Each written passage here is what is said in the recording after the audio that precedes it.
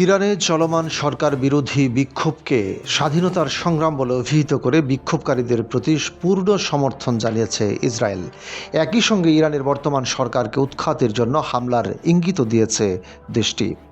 রোববার সামাজিক যোগাযোগ মাধ্যম এক্সে ইসরায়েলের প্রধানমন্ত্রী গিদিওন সারের পোস্ট করা এক ভিডিও থেকে এমনই বার্তা পাওয়া গেছে। ফরাসি বার্তা সংস্থাটির প্রতিবেদনে বলা হয়েছে, ইরানে গত কয়েকদিন ধরে টানা প্রাণঘাতী বিক্ষোভ চলছে। শুরুতে জীবনযাত্রার ব্যয় বৃদ্ধির ক্ষোভ থেকে এই বিক্ষোভের সূচনা হলেও দ্রুত তা 1979 সালের বিপ্লবের পর থেকে দেশ শাসন করে আসা ধর্মতান্ত্রিক সরকারের বিরুদ্ধে বিস্তৃত আন্দোলনের রূপ নেয়।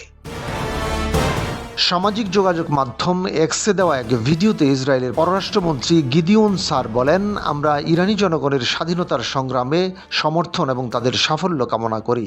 তিনি বলেন, আমরা মনে করি তারা স্বাধীনতার যোগ্য।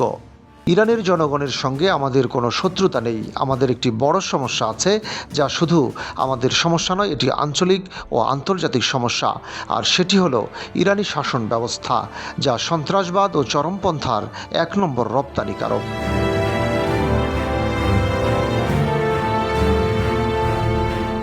পৃথক এক বিবৃতিতে ইসরায়েলের এক সামরিক কর্মকর্তা বলেছেন, ইসরায়েলের সেনাবাহিনী ইরানের পরিস্থিতির অগ্রগতি পর্যবেক্ষণ করছে।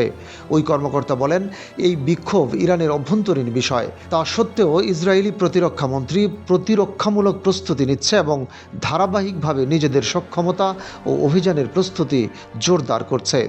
প্রয়োজনে শক্ত হাতে জবাব দেওয়ার জন্য আমরা প্রস্তুত থাকব। এদিকে ইরান বারবারই চলমান বিক্ষোভে যুক্তরাষ্ট্র ও ইসরায়েলের বিরুদ্ধে সহিংসতা উস্কে দেওয়া এবং ইসলামী প্রজাতন্ত্রের জাতীয় ঐক্য দুর্বল করার চেষ্টা চালানোর অভিযোগ করেছে। ইসরায়েলের গোয়েন্দা সংস্থা মোসাদও ইরানের এ বিক্ষোভে নিজেদের হাত থাকার কথা স্বীকার করেছে। এর আগে রোববার ইরানের পার্লামেন্টারি স্পিকার মোহাম্মদ বাঘের ঘালিবাফ আইন প্রণেতাদের বলেন, যুক্তরাষ্ট্র ইরানে হামলা চালালে ইরান যুক্তরাষ্ট্রের সামরিক ও নৌপরিবহন লক্ষ্যবস্তুতে আঘাত হানবে। রাষ্ট্রীয় টেলিভিশনে প্রচারিত বক্তব্যে ঘালিবাফ বলেন, যুক্তরাষ্ট্র যদি সামরিক হামলা চালায় তাহলে দখলকৃত ভূখণ্ড এবং যুক্তরাষ্ট্রের সামরিক ও নৌপরিবহনের কেন্দ্রগুলো আমাদের বৈধ লক্ষ্যবস্তু হবে।